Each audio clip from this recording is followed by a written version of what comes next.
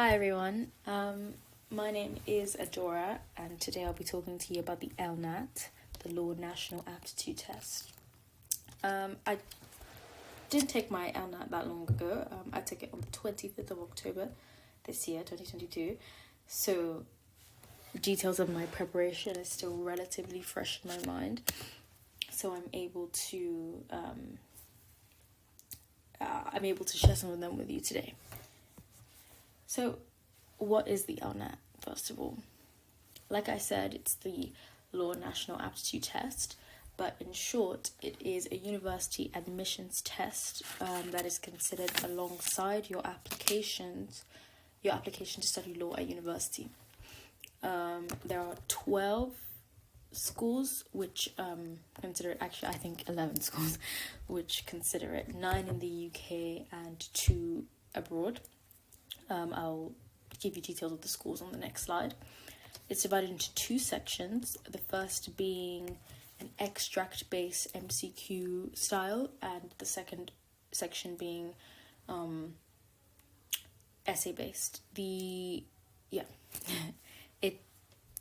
time limit is 2 hours and 15 minutes, and the deadlines are different, but depending on where you're planning to apply. Oxford, Oxford and Cambridge requires them by the 15th of October. The London School of Economics requires all LNAT scores by the 31st of December, and all other LNAT unis require it by, I think, what's the UCAS deadline, the 25th of January. So some further insight into what it actually is. The LNAT website, or Pearson, the board who runs the exam, says that the LNAT is a test of your verbal reasoning skills, a test of your ability to interpret and understand information, a test of your inductive and deductive reasoning abilities, a test of your ability to analyze information and draw conclusions. But the LNAT isn't an intelligence test or a test of your knowledge of law. So you're not going to have to memorize cases or legal verbiage to do the LNAT. It's more reasoning. It assesses reasoning more than knowledge, I would say. So here are the universities that consider the LNAT. On the left-hand side, you have the UK universities. That includes Bristol, Cambridge, Durham, University of Glasgow, King's College London, the London School of Economics and Political Science, University of Oxford, SOAS, which is, I think, the School of Oriental and African Studies, and University College London, UCL. The non-UK universities are SUSS, Singapore University of Social Sciences, and the one below that, which I cannot tell. So I think this is the starting point. If you're considering applying for law, you have to first find out whether the schools you're interested in, expect you to sit the LNAT. And all that takes is a quick Google search, though it's here on the page. The LNAT website has all the information, the list of the unis. And usually the university will say in their admissions requirements whether they expect the LNAT or not, but also whether they prioritize the multiple choice section over the essay section, or whether they consider both sections in equal measure. So, before I move on, I applied to 3 schools on this list that expect the LNAT, so there really was no escaping it. That's King's College London, LSE, and UCL. So, for the crux of the presentation, what's the key to the LNAT? It's definitely practice. And practice probably comes in more than 3 forms, but summed up, I advise that you first read the news. So, Mrs. Foden, the librarian, gives us access to reputable news sources like The Economist and the Financial Times. I'm not sure about the Spectator or the BBC, but those are of course, other, news outlets that are trusted. And the reason that attention to the news is important for the LNAT is because the essay section will usually question, or will usually require you to make an argument about something, right? And you have to have some knowledge of what's going on in the world. The question could be economics based, politics, art, and they're not obviously not expecting you to have an in-depth knowledge of everything, but a general idea of, the main arguments about key aspects of human existence, So I'd say definitely read the news, and not just to read it, think critically about it, question, authors' aims, question different sides of the argument, really. So the second way that you practice is you can use a textbook. This photo on the right is of the textbook that I used while preparing for it, and that's a QR code for the Amazon page. Of course, you don't have to buy a textbook, but I felt that it definitely helped, because there's just so many, over 600 practice questions and solutions, and at the back of the textbook there is this kind of commentary, justification for the answers, really, because it's often difficult working out why the LNAT, has chosen one answer over the other when they seem quite similar, especially, not especially, but only really in the MCQs. The third way that you can get some practice is by utilizing online resources. The LNAT website is so helpful. It has an online, a full online practice paper that's timed, but it also has practice papers that you can download and do on your own time. It includes the mark schemes as well as the LNAT's commentary, so their own justification for why they've chosen the answers. And it's completely free, it's accessible. If you just go on the LNAT website, you find everything that I'm talking about. And I would say that, I used that website primarily in conjunction with my textbook. Then you have the Lawyer Portal, which is another free resource. And they have similar multiple choice questions. The questions are kind of known for being slightly easier than the actual exam, but they definitely give you an insight into the style of the questions that the LNAT is going to be asking you. And I did use a little bit of the Lawyer Portal as well. And even outside of the LNAT, the Lawyer Portal has, some solid information about studying law at university, and it's a resource that I certainly do recommend. Apart from that, I wouldn't suggest using Ambitio, but it's definitely very good. But the caveat is that it is paid for, or you're supposed to pay to use it, and it can be quite expensive because it's sort of a full online course for the LNAT. The questions tend to be easier than, not easier, tend to be harder than the actual exam, which I guess offers some good preparation. It prepares you almost for the worst. And I did use some Ambitio resources, but only the free ones. Yeah. So, in the nitty-gritty, what does the LNAT look like? So, this on the left is what a typical multiple choice question would look like. I think I've missed out the fact that the multiple choice questions are based on essays or extracts given, and you have 12 extracts and 3 to 4 multiple choice questions per extract.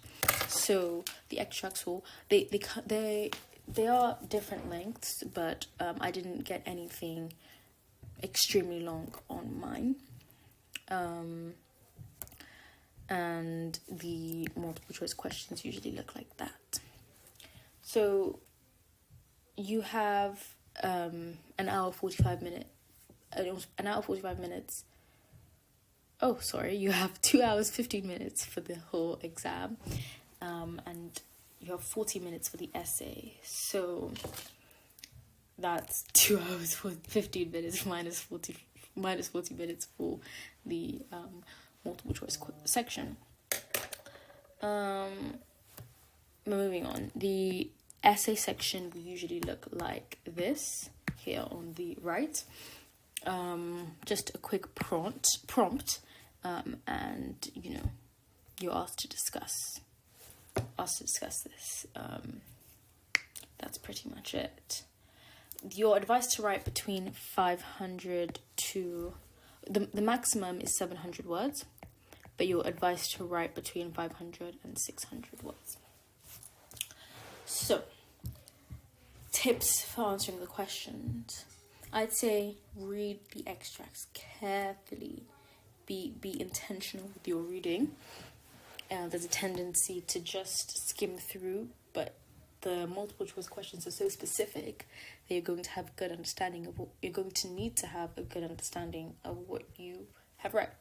So I'd say read it one time right before you look at the questions, get a general idea of the author's argument, then read the questions, and then read it again. Do you know what I mean? So then you can be more discerning about what relates to your question specifically. Then obviously process of elimination. The questions in the multiple choice section are known for being quite similar, not the questions, the options are known for being quite similar. So the method that we're advised to use is the process of elimination. Knock out the least likely options, and then if you have 2 left, just think really, really, really hard. Be absolutely critical of both, and figure out which one makes the most sense. It's easier said than done, but usually there's a phrasing or language that is the tell. Yeah. And lastly, I'd say trust your gut. Usually there's something inside of you, at least for me, there was something inside of me telling me this is likely to be the right answer, this feels like the right answer. More often than not, your instincts are correct. So trust yourself. The consequence of being, of worrying whether you're correct is that you spend lots of time going over the questions, over and over the questions really, and you don't have that time. So yeah, I'm going to take you through a basic MCQ right now. This comes from the official LNAT website, and this is called the teaching of literature. I won't read it to you. I read it, but I'll give you a few minutes to read it, and then I will answer the questions.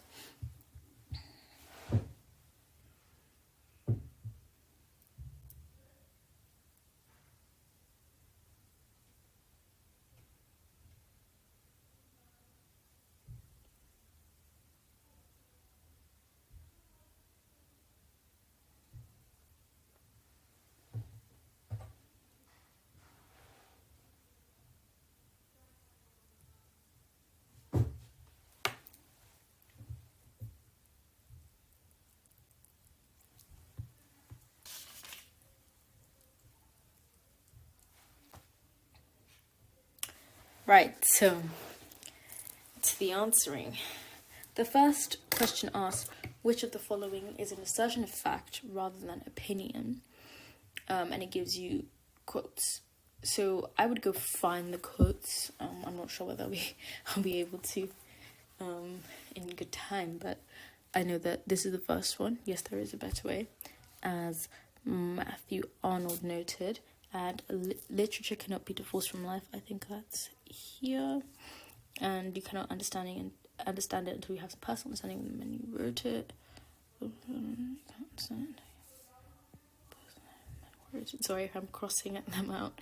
What these great men have done is a great patrimony.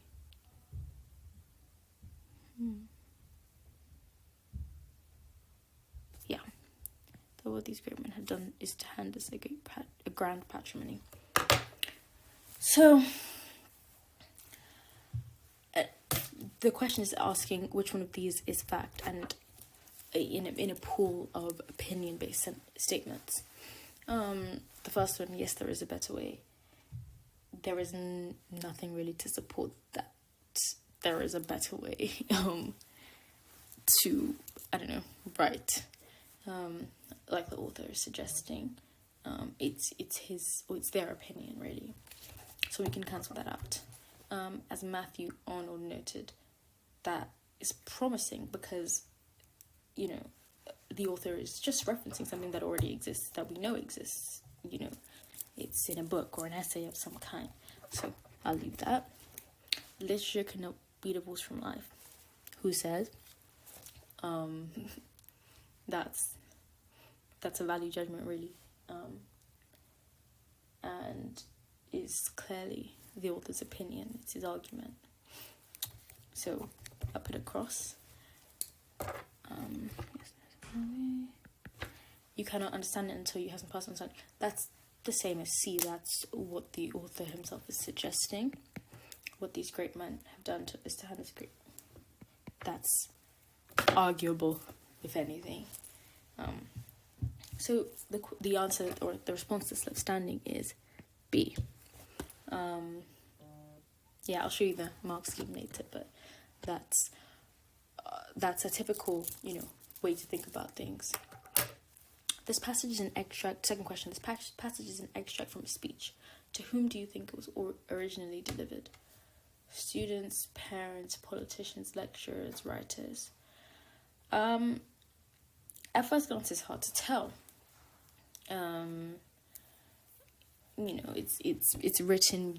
You weren't actually there when this was written or said, so it's definitely difficult to know.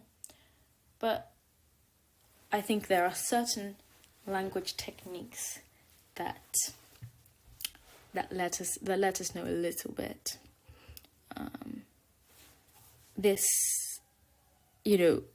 The question, asking rhetorical questions.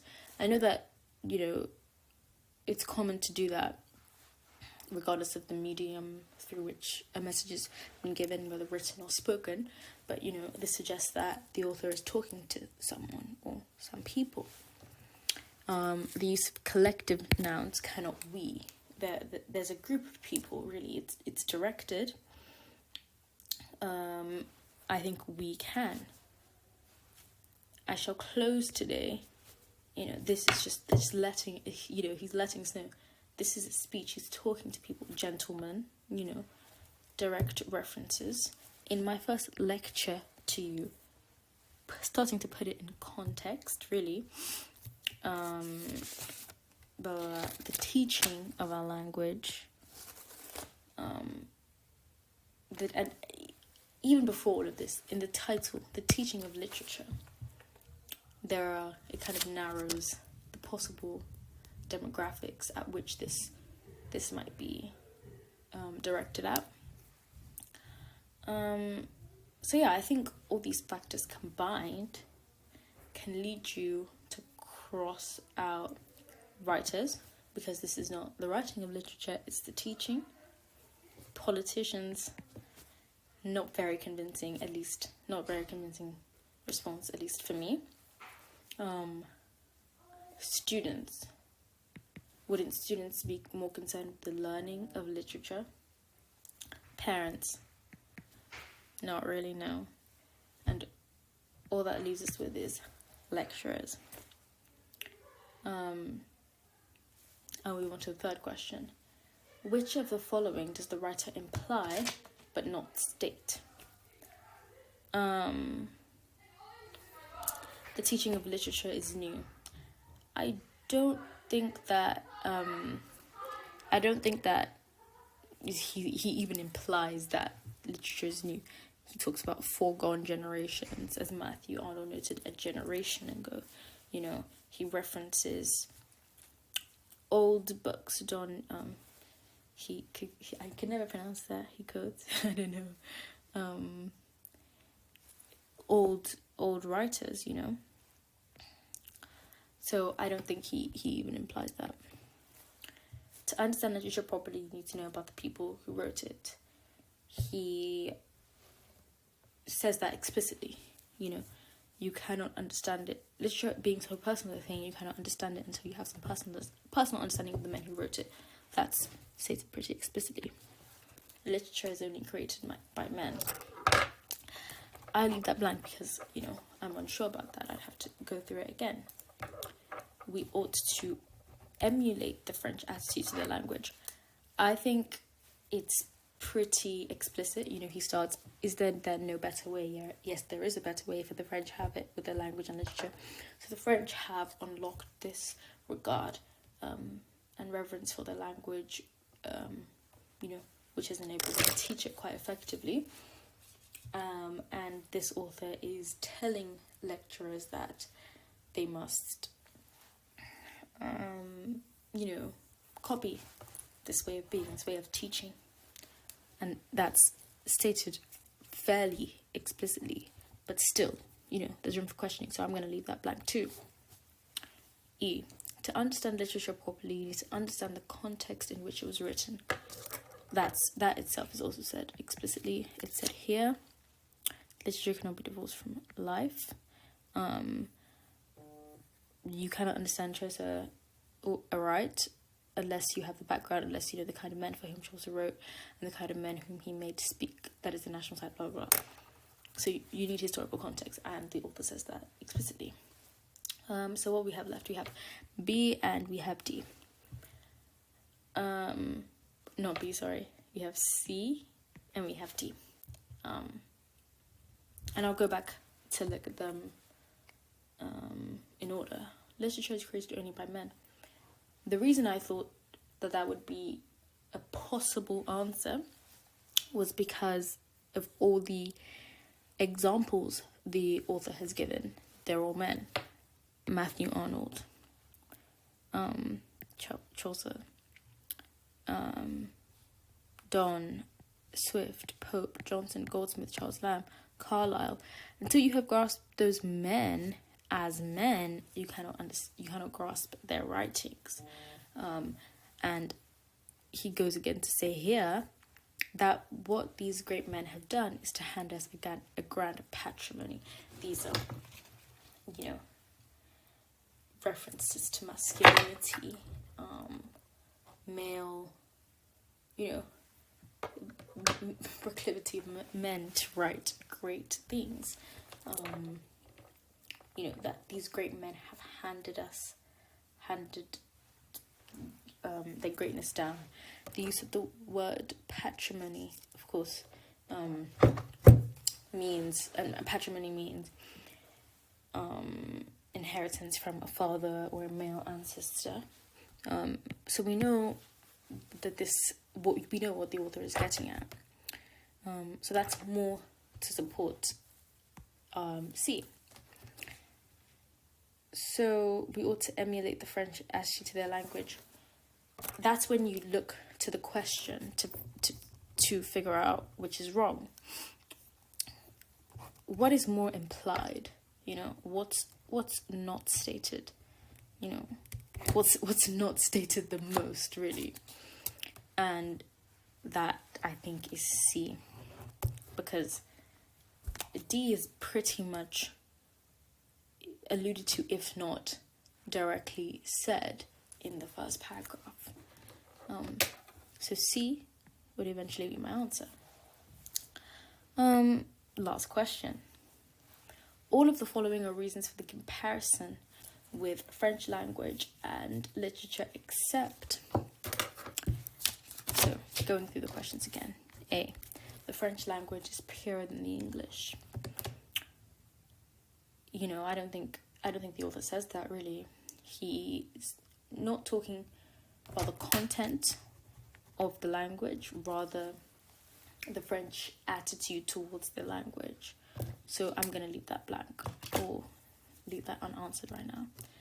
Then B, the French respect the traditions of language. He says that, in France, a man feels it almost a personal stain to write even on a police order anything so derogatory to the tradition of his language,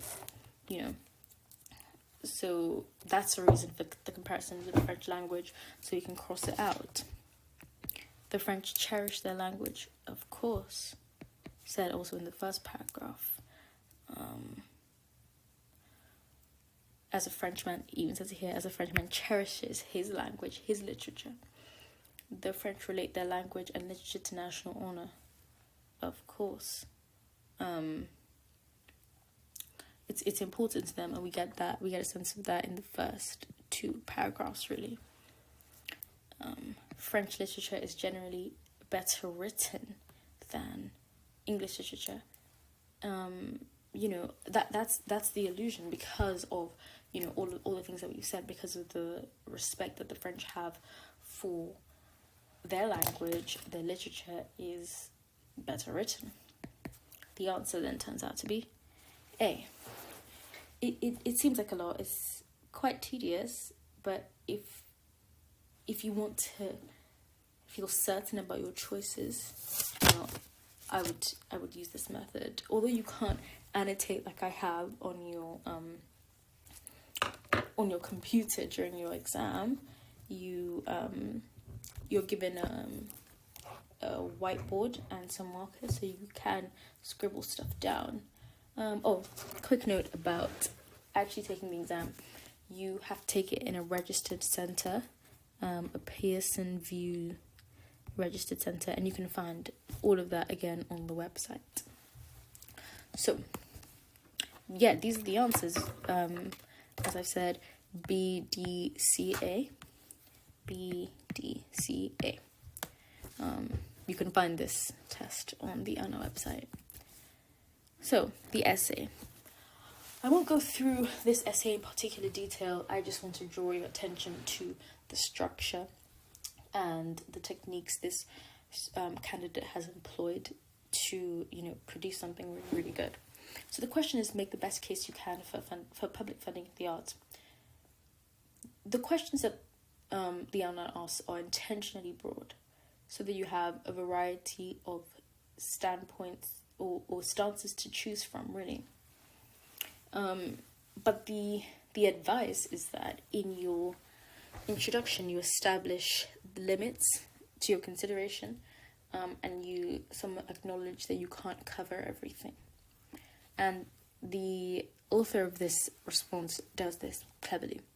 He says there are two main worries about public funding of the arts. There are way more than two main worries, but they establish the fact that they're going to consider the two main worries. And, that goes on to form the structure of the rest of their essay, the topic arguments of their paragraphs. And the owner also says not to contradict yourself if you're not going to back it up. So don't say, I might be wrong, or if you don't have a valid counter argument, if you can't back up your counter argument, do it only if you can achieve, if you can do it well, really. And don't forget stuff like evaluation. That's a good way of presenting alternative viewpoints without necessarily countering yourself. And she does that, or they do that here. This argument seems to assume that a time will come when we will miss the arts or sports we have lost. That may not be true. Just the possibility. You're introducing the possibility or referencing the possibility that there are things that you haven't considered but that you're aware of. This is where, the essay is where your knowledge, your sensitivity to the real world really comes on display. Because if you can reference news articles or things that are topical, it just alerts examiners that you know what you're talking about, or admissions tutors that you know what you're talking about. You know what's going on, and you can make a sound argument based on your awareness of the real world. So yeah, I think that brings me to the end of this presentation. I hope that was helpful, and that if you take the LNAT, it goes fantastic. Bye.